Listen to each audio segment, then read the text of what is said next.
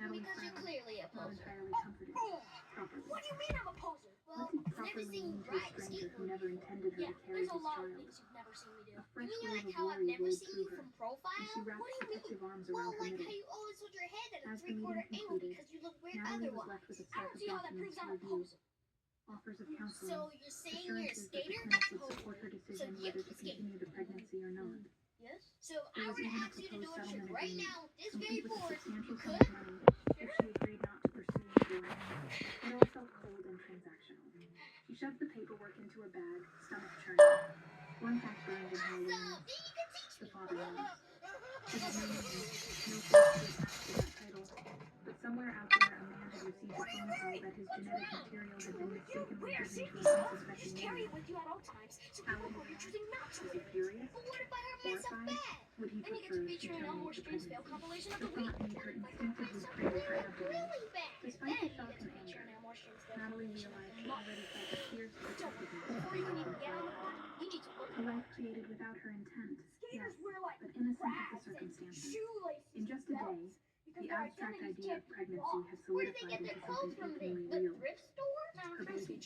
What's However, the it had come to be. Everything costs 10 times as much. That evening, Natalie curled up on her couch, the You city lights blinking sacrifice outside her drone! window, and tried to quiet her mind. Drone! She didn't know what to do next. Okay, Her now we phone have to buzzed figure out with a whether you're text from her goofy best or friend regular. Hallie, I do feel kind of asking about goofy their right now. upcoming We're weekend talking about how plans. you stand on the board, dude. Natalie bit her lip, Left foot or with your right hesitation foot? I paralyzing believe her. all feet were She created hadn't told a soul what was happening. Okay, which foot do How you could right? she possibly What? explain this nightmare? Okay, just let For yourself now, fall she forward. texted back something about needing to What was that? postpone, citing a work emergency. When she finally drifted to sleep in the early It was a hours, test to see which foot you would Natalie put forward dreamed of first. syringes and nameless Okay, faces, do it again. of reaching out for help and finding nothing but blurred outlines. Forget it. She Come on, woke let's with her roll. cheeks damp and her heart heavy. I meant like Everything had let's split, changed in an dude. instant, Oh, and sorry. she was utterly unprepared for what lay ahead. Little did Natalie know, the storm had only begun. Far from her Hey guys, So who is today is my this impossible really the knows it's true. SD card collection, and dangerous force of Many nature concussions. whose life Dude, it's okay to say I don't know, was or I'll about look to it up on October 2025.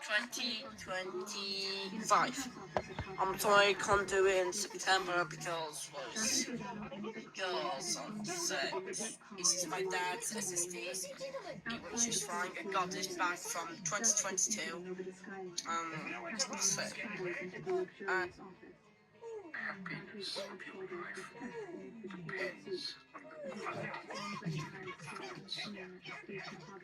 Are you checking in with your contact? I read you one confession so far. A puzzle that made less sense than So next up is my SSK. SSD. Got this back from. It works just fine. It got this back from maybe 2025. So before 2 USB drive. This is a key. Only 3 USB drive is up. Okay, just went on to SD card. I got this back in 2024, last year's. Next up is my Ingram Indicator 236, my tablet will be dead. Next up is Indicator 256 GB USB drive.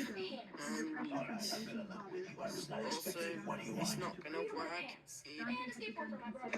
Are you Grinch?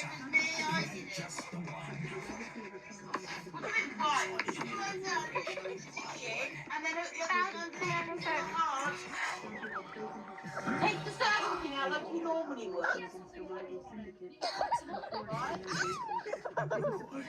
This wine is made of bamboo, and the tears of factory workers. I get the tears right Bebe. Tuna, voy porque nadie se mama para ir con Ow. Headache. I get a headache. Sorry. I'm going to need Prokim, so my battery be dead. Again. Free me. Save it.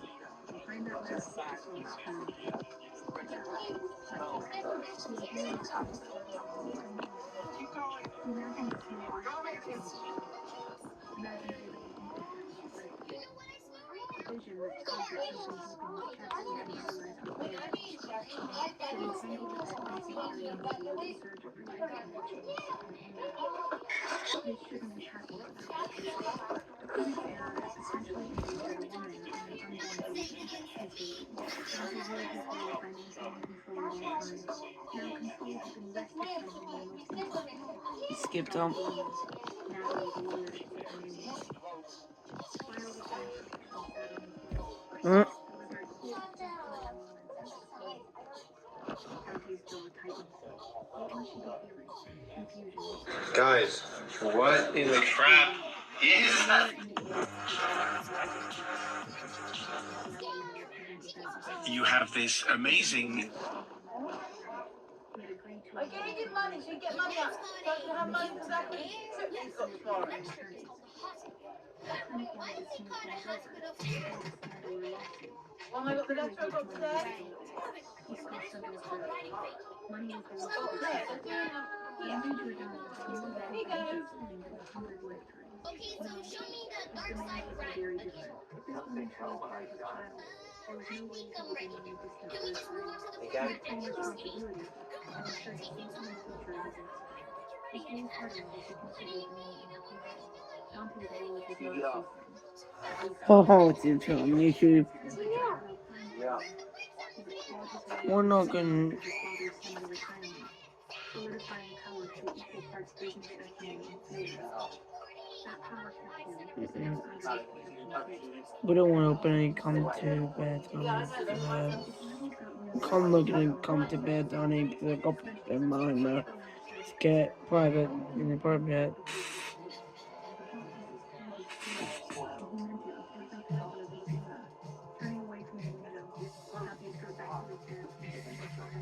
That wasn't very nice. He sank his teeth into. That wasn't very nice. Galaxy is for production. That's the cat. That's the dog. Hello, friends. This is my That's the old. phone. If you lay down on a bed of.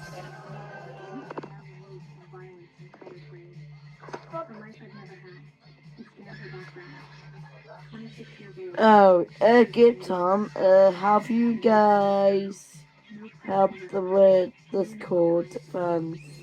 Awesome. With the asking, do you guys think comes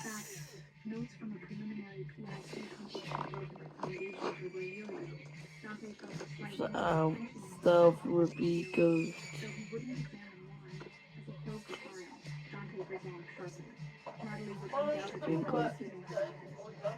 A move in order to keep everyone safe, or it's not a that big a deal. BP says, a month has passed.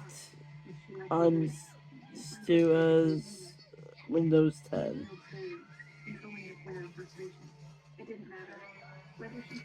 Yeah, make a forever. I got Windows 10. I don't have a Discord. I got Windows 10. We live in a world dominated by Apple and Samsung, where every smartphone looks nearly identical. But the history of mobile tech is far stranger than you might think. Over the years, fast food giants, sports brands, and even heavy machinery companies tried to create their own devices. Most of these were wild experiments that vanished quickly, leaving behind only confused consumers and rare collectibles. Today we are looking at 10 massive brands you probably had no idea made phones. Let us start with a beverage giant that decided to pour its resources into the mobile market. In late 2015, the world was introduced to the Pepsi P1 and its slightly updated sibling, the P1S. This was not a rumor, but a real device launched exclusively in China through a crowdfunding campaign. You might expect a phone from a soda company to be a cheap plastic toy, but the Pepsi phone was surprisingly premium in its construction. It featured a unibody aluminum design that felt sturdy in the hand. The device sported included a 5.5-inch 1080p display, which was quite standard for the mid-range market at the time. Under the hood, it was powered by a MediaTek octa-core processor and came with 2 gigabytes of RAM. The most distinct feature was obviously the branding. The default wallpaper was the iconic Pepsi logo with its red, white, and blue color palette, and the custom user interface was heavily themed to match the soda cans you see in vending machines. It even had a fingerprint sensor on the back, placed right inside a printed Pepsi logo. The phone was manufactured by a company called Shenzhen Scooby Communication Equipment, and while it was decent for its low price point of around $100, it failed to make a splash globally. It turns out that people enjoy drinking Pepsi, but they do not necessarily want to text on it. The P1 remains a strange footnote in history, a device that proved brand loyalty has its limits. If you thought a soda phone was strange, things get even more bizarre with fast food. In 2017, to celebrate 30 years of operating in China, KFC partnered with the tech giant Huawei to release a limited edition smartphone. This was a customized version of the Huawei Enjoy 7 Plus, and it was as bright red as you would imagine. The back of the phone featured an engraving of Colonel Sanders himself, smiling at you every time you went to check your notifications. This was not just a visual skin, however, as the software experience was tailored for the fried chicken enthusiasts. The phone came pre-installed with a dedicated K-Music app, which allowed users to pick songs that would play over the speakers in KFC restaurants across China. Imagine having the power to control the playlist while eating a bucket of wings. It also came with 70,000 K-dollars, a virtual currency used for perks within the KFC membership ecosystem. Only 5,000 of these units were ever produced, making it a rare collector's item today. While the specs were strictly mid-range with a Snapdragon 435 processor and 3 gigabytes of RAM, the sheer novelty of carrying a phone that pays homage to the Colonel makes it one of the most interesting marketing collaborations in mobile history. It was a device that knew exactly what it was and leaned entirely into the absurdity of the partnership. Let us rewind the clock a bit further to 2010. This was a time when the smartphone identity crisis was in full swing, and Puma decided to throw its hat in the ring. Partnering with Sajam Wireless, they launched the Puma phone. This was technically a feature phone rather than a full-blown smartphone by today's standards, but it had ambitions to be a smart companion for the active user. The most striking feature of the Puma phone was the integrated solar panel on the back cover. The idea was that if you were a sporty person spending your day outdoors, running or hiking, you could simply flip your phone over and let the sun charge your battery. The interface was entirely custom-built and revolved around a virtual pet cougar named Dylan. It was quirky, strange, and undeniably unique. The phone included a built-in pedometer, a bicycle speedometer, and a stopwatch, positioning itself as a lifestyle accessory for the fitness-conscious long before the Apple Watch normalized health tracking. The design was compact and featured a red curved strip at the bottom, mimicking the brand's aesthetic. However, the resistive touchscreen was difficult to use, the software was sluggish, and the solar charging was terribly inefficient. You had to leave it in the sun for hours just to get a few minutes of talk time. It was a valiant effort to merge fashion and technology, but it ultimately failed because the user experience could not keep up with the rapid advancements of competitors like the iPhone 4. Photography enthusiasts have always wanted better cameras on their phones, so it made perfect sense for a legendary camera brand like Kodak to enter the market. Kodak actually tried this twice, first with the IM5 in 2015, which was largely forgettable, and then with the much more ambitious Kodak Ektra in 2016. Named after their classic rangefinder camera from the 1940s, the Ektra was designed to look and feel like a camera first and a phone second. It featured a massive lens housing on the back and a faux leather texture that provided a fantastic grip, mimicking the tactile feel of vintage analog equipment. The bottom of the phone even had a curved chin to make it easier to hold horizontally when taking photos. The device featured a 21 megapixel sensor with optical image stabilization, which sounded impressive on paper. Kodak included a robust manual mode dial in the software, allowing users to adjust ISO, shutter speed, and focus just like they would on a DSLR. However, the reality was a bit disappointing. Despite the massive physical lens bump, the actual sensor was a standard Sony chip found in many other phones of that era. The image quality was decent, but failed to compete with the Google Pixel or Galaxy S7.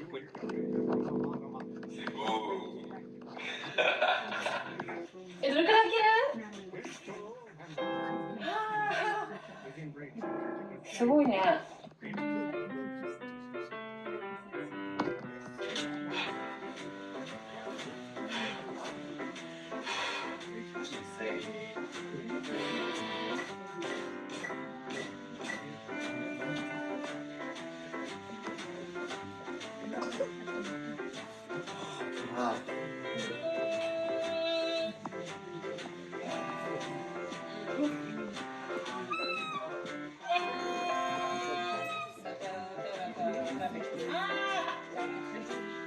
てくれてたの？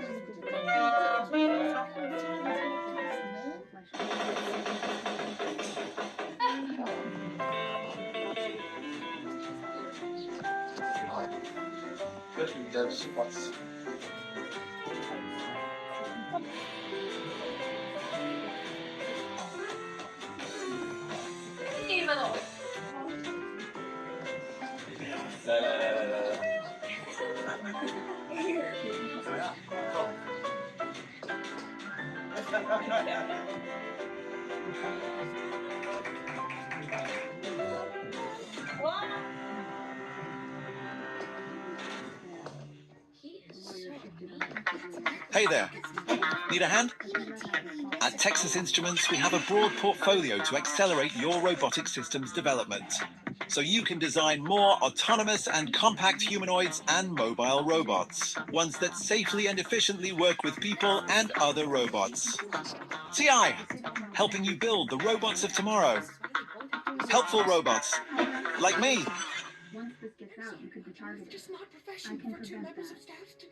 S7, which relied on superior computational photography. The processor was a MediaTek Helio X20, which struggled with battery life and thermal management. The Kodak Ektra is a prime example of how difficult it is to translate legacy hardware heritage into the modern software-driven world of smartphone photography. Music lovers often complain that modern smartphones have abandoned high-quality audio, especially with the removal of the headphone jack. Marshall, the legendary British amplifier company, tried to solve this in 2015 with the Marshall London. This device was a love letter to rock and roll. It featured the signature matte black vinyl finish that you find on their amps, complete with brass accents. The standout feature was the inclusion of not one, but two front-facing stereo speakers that were incredibly loud and two headphone jacks on the top of the device. This allowed you and a friend to listen to music simultaneously with independent volume controls for each jack. Instead of a standard volume rocker, the phone used a beautiful gold scroll wheel on the side, offering precise control over audio levels. Inside, it housed a dedicated Wolfson audio hub, separate from the main processor, to ensure high-fidelity sound processing for FLAC files. It even came with a high-quality set of Marshall in-ear monitors in the box. However, as a phone, it was underwhelming. It ran on a low-end Snapdragon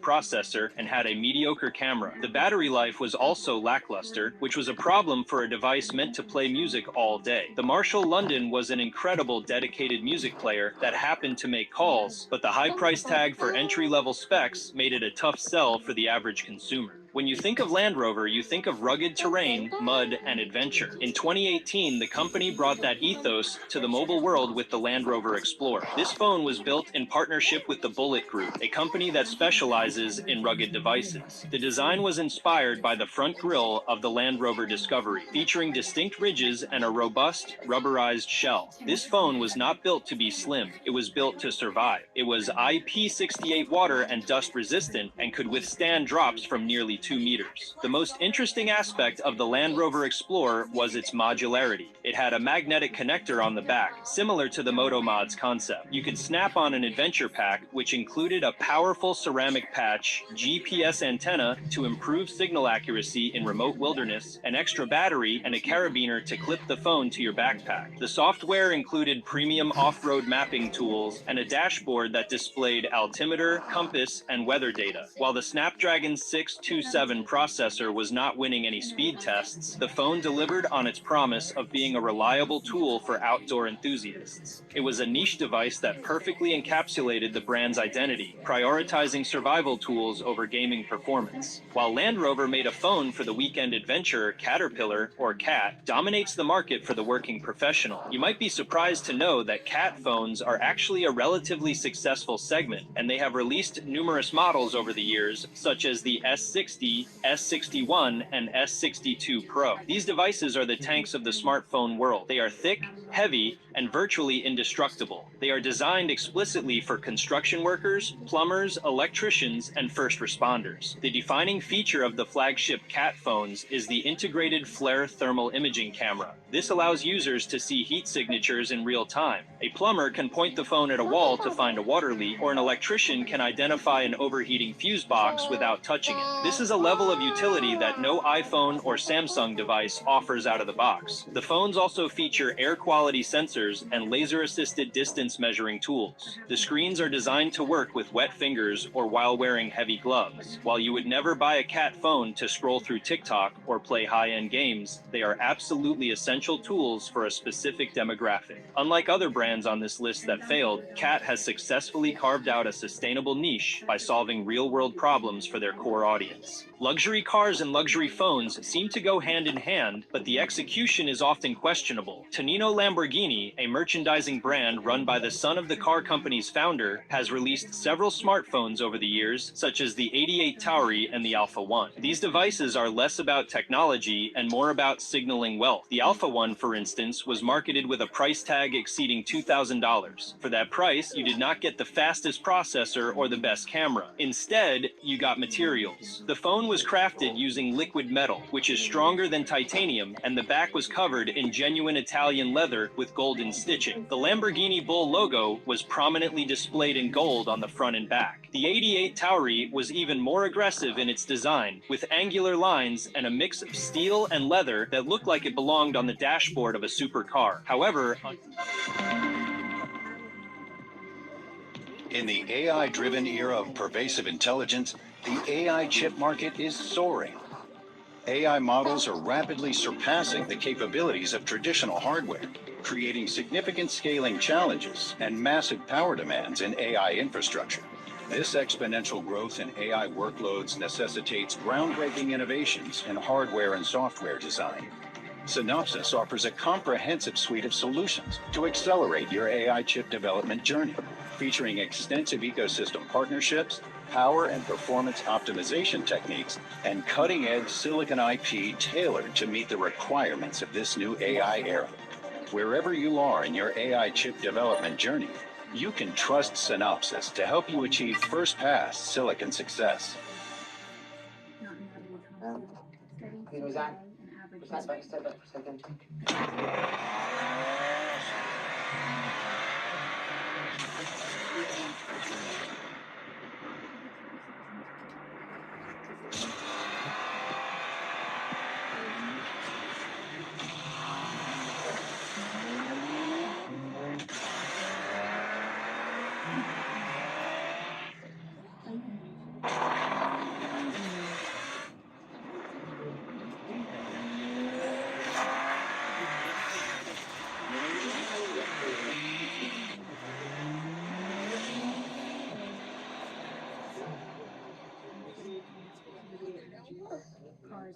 However, under the hood, these phones were usually a generation or two behind. They often used mid-range Qualcomm chips and ran older versions of Android. The target audience for a Lamborghini phone is not the tech enthusiast who reads spec sheets, but the wealthy individual who wants their phone to match their car keys and does not care about price-to-performance ratios. It is a status symbol purely for the sake of status. Moving over to Russia, we have Yandex, which is effectively the Google of Russia. They dominate search, ride-hailing, and food delivery in the region. In 2018, they decided to unify their ecosystem with hardware by launching the Yandex Dot phone. This was not a flashy device with leather or solar panels. Instead, it was a modest, pragmatic smartphone designed to be the perfect vessel for their software services. The design was simple and unassuming, with a black glass body and a 5.65-inch screen. The core selling point was the deep integration of Alice, the Yandex intelligent voice assistant. Alice is known for being incredibly conversational and capable in the Russian language, arguably more so than Siri or Google Assistant. The phone allowed users to summon Alice even when the screen was locked to ask about traffic, weather, or to order a taxi. It also came with a caller ID system that utilized Yandex's massive database of business numbers to identify unknown callers and filter out spam. While the hardware was was built by a third-party manufacturer in China and featured mid-range specs, the Yandex Dot phone was a fascinating attempt by a software giant to control the hardware portal to its services. It did not conquer the market, but it showed how a regional tech giant views the importance of hardware ownership. Finally, we arrive at perhaps the most ridiculous phone ever shown to the public. Energizer, the battery company, decided to license its name to Avenir Telecom to create the Energizer Power Max P18K Pop.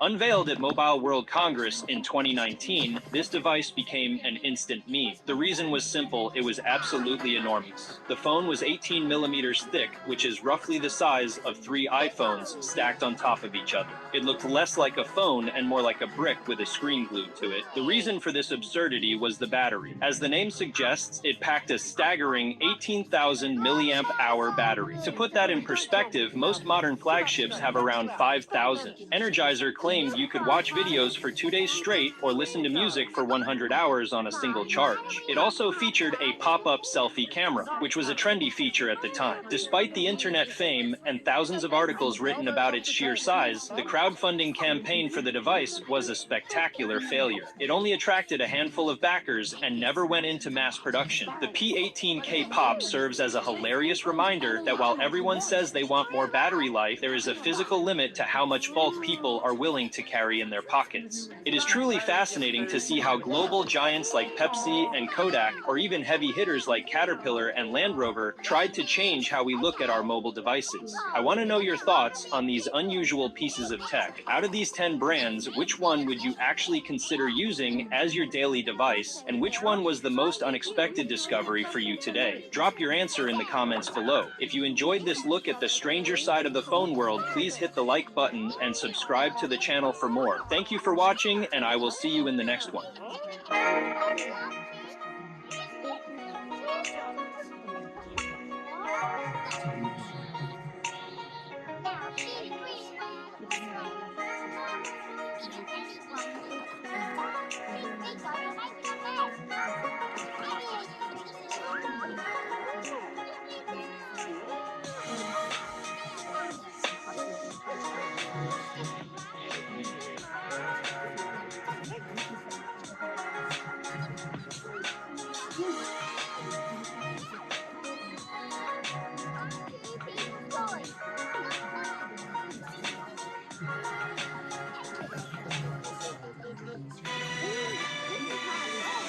I've been missold car finance. Why shouldn't I claim it myself? You can go to loan, but remember, the lenders have misled millions of people already. To get what you're owed, it pays to have an expert by your side.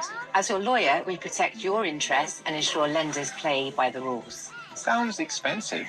But our fee comes from any payout, not upfront. Well, there you have it. Just go to slatergordon.tv now.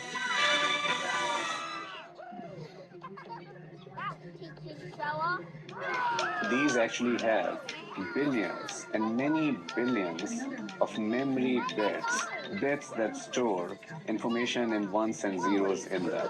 Data is at the center of all our devices and generative AI, and accessing and storing that data requires these memory chips. And there's only one major memory maker based in the US. Micron, the maker of basic DRAM chips, the building blocks of all memory. Micron's stock is up more than 30% since the start of the year, largely thanks to generative AI hype. And while memory is a simpler, cheaper type of semiconductor than the high-powered central processing units and graphics processing units sending other chip stocks through the roof, multiple memory chips are needed to support each GPU or CPU. And that means making memory takes more space than other kinds of chips. The new fab that we're building in Boise, Idaho right now that we're just poured concrete on in October will be over 600,000 square feet. So over 12 times of the size that you see behind me. In addition to that, in New York, we're going to build 4 of those 600,000 square foot fabs for a total of 2.4 million square feet. At $100 billion over 20 years, Micron's investment in 4 chip fabrication plants or fabs in upstate New York is slated to be the biggest U.S. chip project in history. It's a commitment Micron made with some big help from New York and a bid for National CHIPS Act funding. We have to make it worth their while. It's still a competitive environment. We're competing with the rest of the globe. But being the only U.S. memory maker also comes with risk. Micron is the latest target of China's bans on U.S. chips, as the two countries vie for technological dominance. Micron has absolutely become a pawn in what I consider this 15-year war between China and the U.S. CNBC went to Micron's giant fab in Boise, Idaho, to see the start of its major expansion into advanced memory manufacturing on U.S. soil, and ask how it'll pull off massive growth amid a market oversupply and geopolitical turmoil that's casting doubt on the quarter of its revenue that comes from China.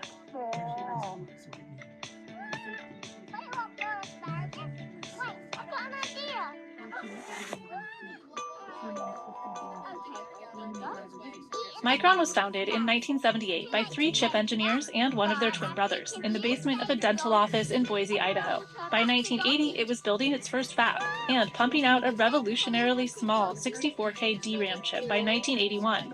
These chips, used for storing bits of data that can be quickly accessed by a CPU, ended up in many of the early personal computers. So there are 2 main types of memory, DRAM and NAND. DRAM stands for Dynamic Random Access Memory, and it is a volatile memory, which means that when the power is removed, it loses all of its information. It's very fast, and it sits near the CPU, and it's used for real-time processing. NAND flash memory is what's in your SSDs or your storage cards, and NAND flash is non-volatile, meaning it'll still store your memory even when power is removed. Micron went public in 1984. Remember our name when choosing your career. Scott Gatzmeier joined as an intern in 1997. And at the time, DRAM was worth its weight in gold. This was kind of as the dot-com, era was starting to take off, and it was incredibly exciting and something that I wanted to be a part of. Now he heads up Micron's expansion projects in both New York and Boise, where he gave us a tour. The features that we build on our NAND and DRAM devices are sub 15 nanometers. Well, a human hair is 3,000 times the size of those devices. So any, hair follicle or dead skin could cause contaminations to our equipment or our wafers, causing our yield to lower. So this is why we wear the bunny suits and the gowns inside of the fab. CEO Sanjay Mehrotra says the $15 billion Boise expansion and the 4 fabs in Syracuse, New York are necessary because of how fast the entire memory industry has grown alongside compute and AI. At the turn of the century, memory used to be about 10% of semiconductors.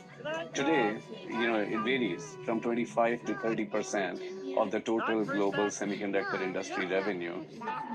Anything that has compute requires some amount of memory. This trend of AI, memory enables deeper insights, and that makes AI smarter. So as AI gets bigger, memory gets bigger. Memory used to be a crowded field, but over the years, it's whittled down to just 3 top players. But the name of the game is high performance and low cost at the same time. Otherwise, you're going to be blasted out of the market. And there used to be 20 memory makers that were out there that were relevant.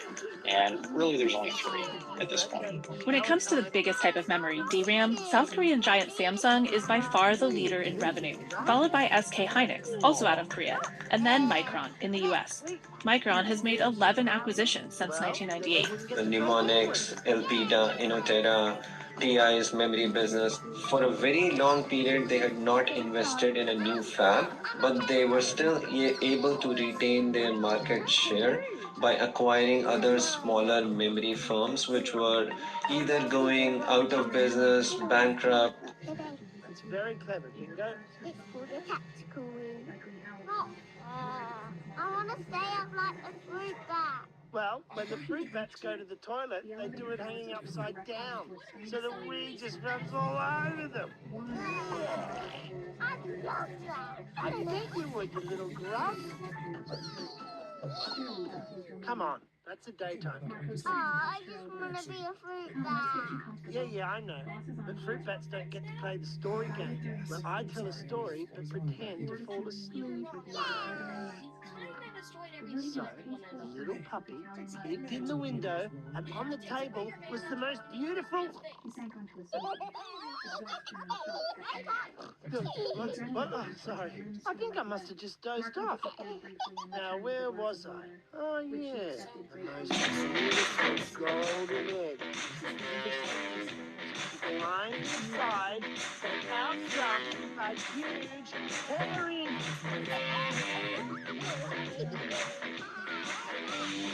Spider! Unlike most kinds of chips, memory wasn't in short supply during the chip shortage.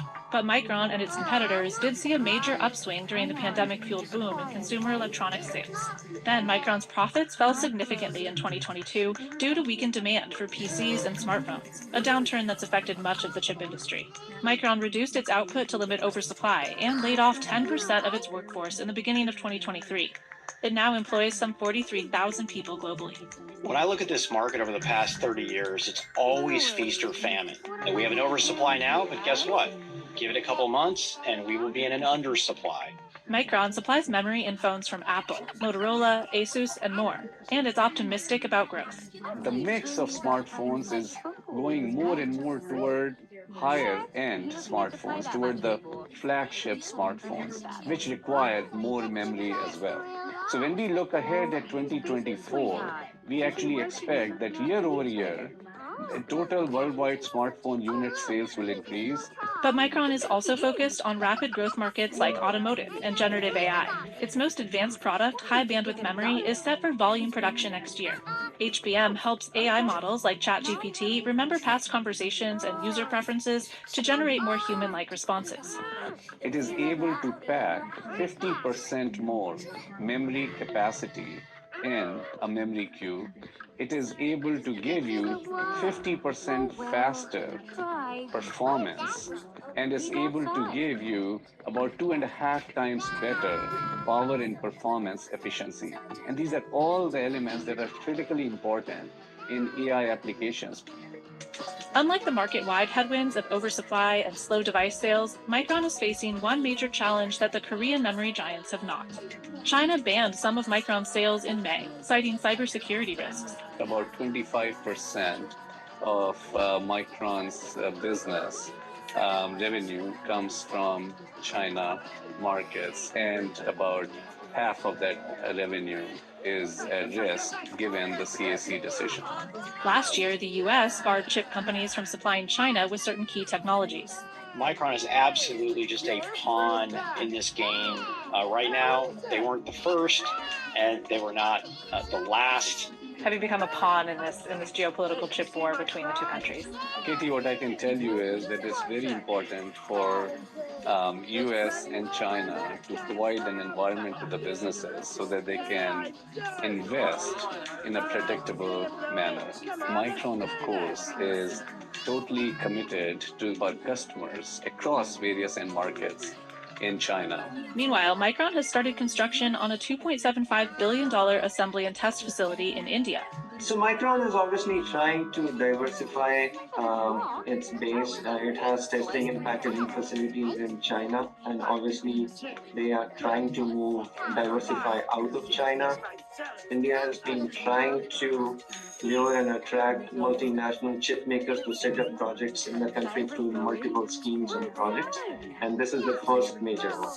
For now, Micron is still in China, but China is turning to memory from Samsung, SK Hynix, and smaller Chinese memory makers instead.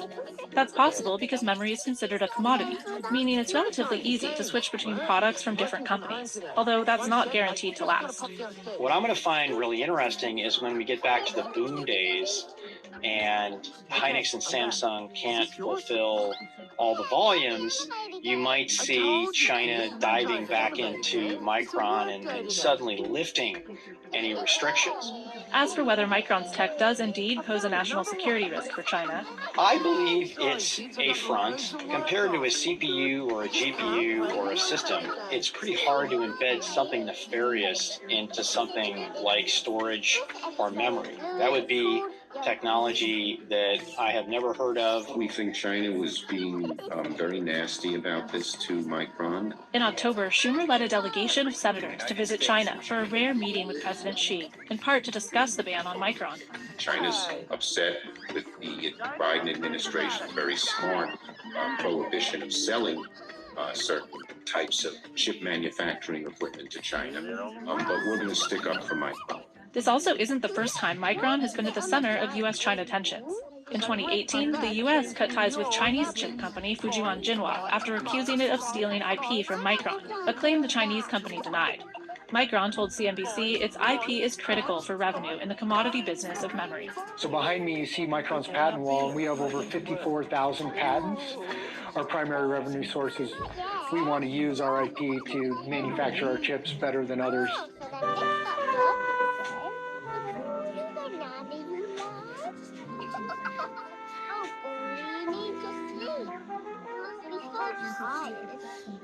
Daddy's been sitting on you all day. Which tattoo today? Do you like the unicorn or the rainbow? Oh, bingo. Welcome to Bullion House, where history and value meet.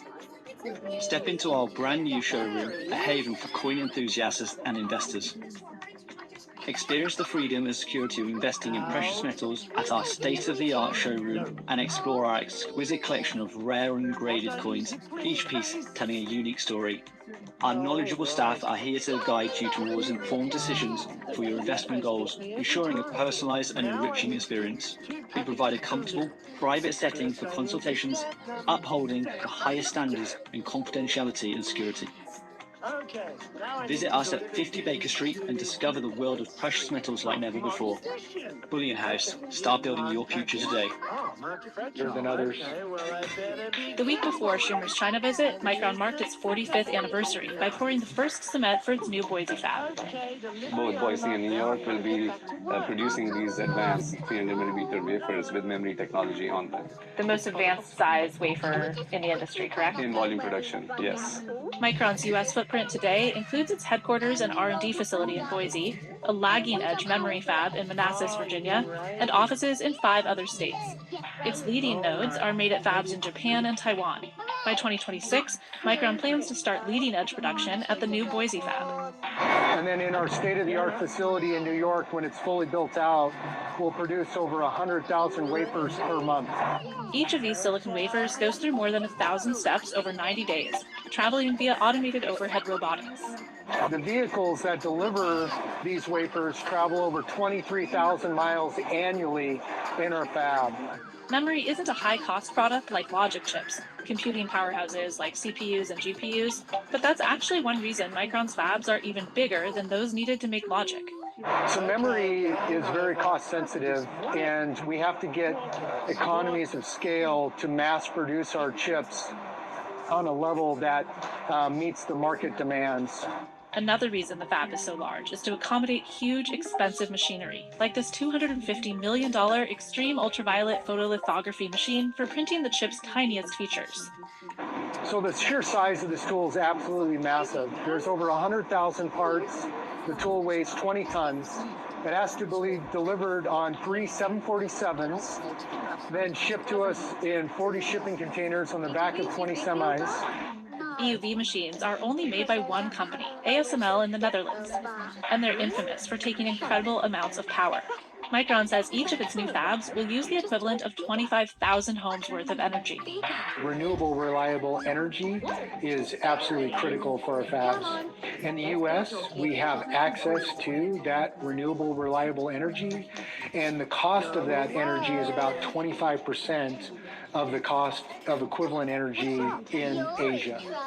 Many of those 1,000 steps also require a lot of water. So in New York, we're building 4 600,000 square foot fabs. Each one of those fabs will use 25 Olympic-sized swimming pools worth of water a day. 75% of that water will be reused and recycled right on site. Water and power were both big reasons why Micron settled on U.S. expansion. We have an area of plentiful fresh water, not just the Finger Lakes, but 2 Great Lakes, Lake Erie and Lake Ontario, and low-cost power generated primarily by hydroelectric and wind and solar. So we're ready for it, We know it's going to be a transition. The energy costs are, interestingly enough, lower in the United States than most parts of the world. People are more expensive in the United States, and so is the materials and the cost to build that factory, but that gap is narrowing over time. Still, in Arizona, the world's advanced chip leader, Taiwan Semiconductor Manufacturing Company, recently blamed a shortage of skilled labor for delays to its massive $40 billion fab under construction there.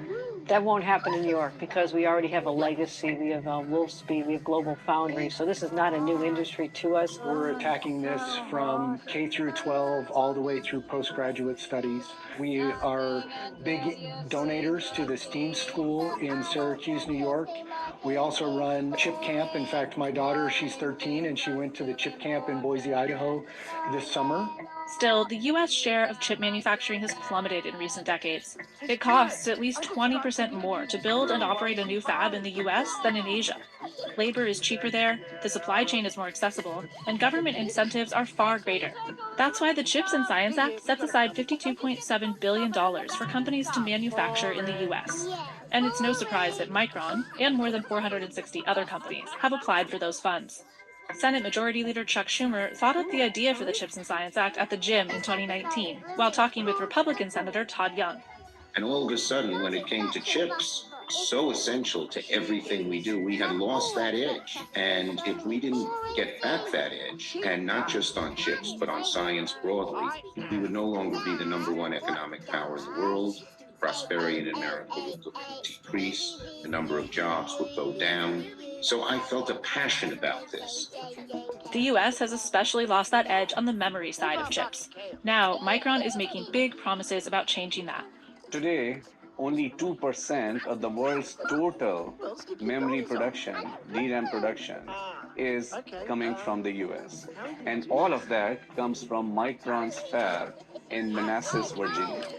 With Micron's investments through CHIPS support in Boise, Idaho, as well as in Syracuse, New York, that 2% over the course of nearly 20 years will be changing to about 15% of the worldwide production coming from the US. In New York, Governor Kathy Hochul signed the $10 billion Green Chips Act last summer to entice companies like Micron, which says it's eligible for up to $5.5 billion from the bill. If they hadn't passed the CHIPS and Science Act first, I don't think there would have been as many incentives as necessary to bring them home or to encourage existing U.S. manufacturers to continue to expand. So I knew I had to woo them, talk about our incentives, but also, we get out of it 50,000 jobs. To make good on its promises in New York and Idaho, Micron is betting big that as the world relies more and more on technologies with vast data needs, they'll also need more and more memory. The large language learning models and other things like that continue to increase large demand. We're now moving into things like FaceTime, higher resolution images, movies on demand. All of that requires more and more memory to be made available. Micron says construction in New York will begin at the end of 2024, and chip production will start in 2027, with some major promises about what that means for the country's share of memory manufacturing. 10% of Micron production today is produced here in the US. As these projects advance and complete, nearly 60% of Micron's production will be coming over the course of next couple of decades from here in the US.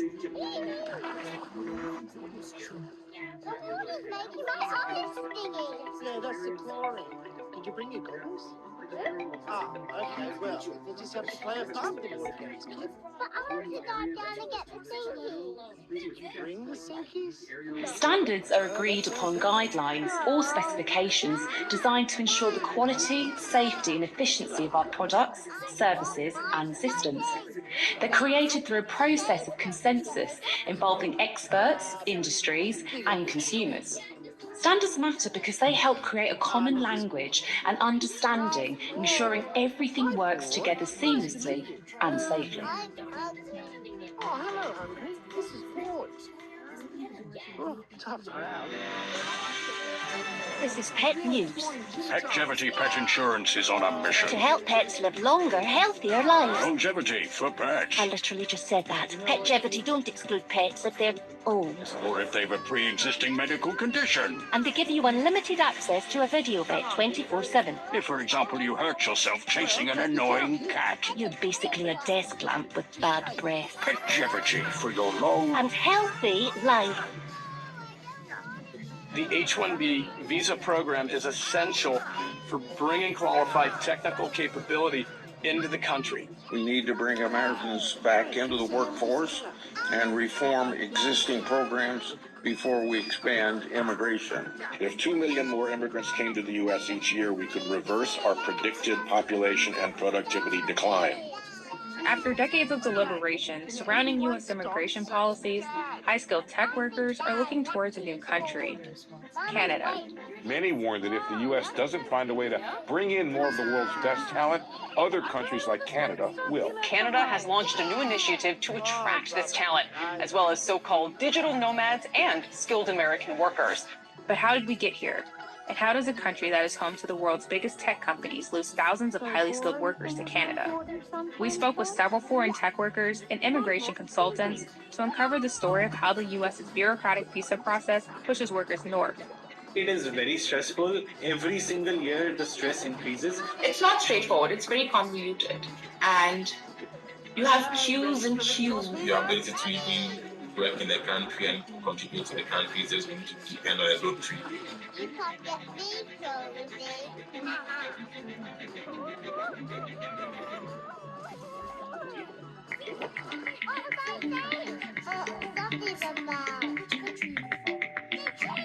The H-1B visa is a non-immigrant work visa that allows U.S. employers to hire foreign workers in specialty occupations. Specialty occupations require an area of expertise and at least a bachelor's degree or its equivalent. These jobs often include high-skilled workers in tech. Since its creation in 1990, Congress has limited the amount of H-1B visas available each year. The current cap is 65,000, with an additional 20,000 made available for graduates of an American university with a master's or doctorate degree. Because the visa is sponsored by an employer, holders who lose their jobs have 60 days to find a new job, transfer their visa status, or face deportation. Shiva Cole is from India, but came to the United States to study in 2013. She started working at Microsoft in 2018, who sponsored her H-1B visa. I was lucky enough for the first time, but I've had friends who had to apply multiple times, and friends who did not get selected or picked up in the lottery at all. Getting an H-1B visa has become increasingly competitive. In order to get approved, an employee has to be sponsored by their employer and then go through a rigorous application process. Once vetted, they are entered into a pool of applicants who are randomly selected for a visa. Harnoor Singh, a software engineer that has a bachelor's and master's degree from Georgia State and is an H-1B visa holder, knows all about this. I have been in the lottery 3 times, and it took me 3 times to get accepted in the lottery. For the first year, I wasn't accepted. For second year, I wasn't accepted. It was very stressful because if things don't work out, you have to leave the country. In 2021, nearly half of the eligible registrations received a selection for the random drawing. But for the upcoming 2024 year, out of the 758,000 registrations received by the government, only 188,000 were selected for the final random drawing, meaning less than 25% received a visa, and thousands were turned away. Once someone receives an H-1B visa, they'll face a number of restrictions. I've been living here for a decade. I've been paying my taxes since my student years. I don't have the same level of rights that a person who's from the States would have, but I have the exact same and even more number of duties. Since you're not a citizen and since you don't have a green card, you can't even work at a Subway. Because you are restricted with your visa status in the US, and you don't even have flexibility to move around, you don't really have flexibility to change jobs. Plus the green card process, which is the pathway to permanence in the US, is a very, very tedious and long one. Since holders are at the will of their employer, they cannot change jobs or work side gigs. The spouse or child of the holder also cannot work without applying for employment authorization. So you have highly educated spouses that are just, sitting in the U.S. not able to work. Sometimes Sometimes they're PhD holders that are just staying home because they can't even work. A natural way to get past this bump is to apply for an employment-based green card. But for holders like Shiva who come from highly populated countries, the backlog is longer than her lifespan. It's painful because all that's left between me and that green card is one piece of paper. That is the last step of the green card. And because there's a backlog, that's why I can't get to that. There's no other reason for that. The U.S. implemented a country cap of 7% for green cards, which means H-1B visa holders born in highly populated countries like India and China are experiencing lifetime waits. 75% of the people who are on H-1B visa in the US were born in India. Majority of Indians suffer by this wait time a lot. They can never get permanent residency in their lifetime. In 2023, the backlog reached a record high, with 1.8 million people waiting, and 1.1 million of those people came from India. With the grim path to permanent residency, a lot of H-1B tech workers are exploring their options. H-1Bs were moving to Canada, applying on their own for the permanent residence, and doing it since I started 20 years ago. The highly educated foreign national is really at the mercy of the U.S. employer.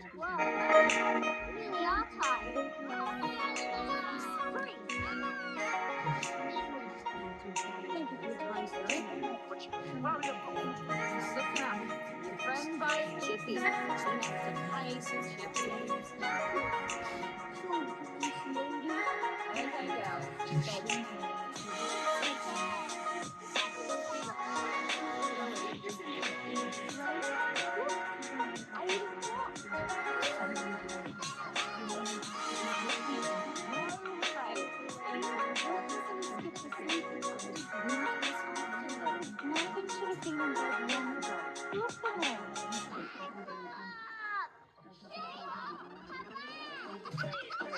Doesn't mean the game's still going. I'm coming, Fernando.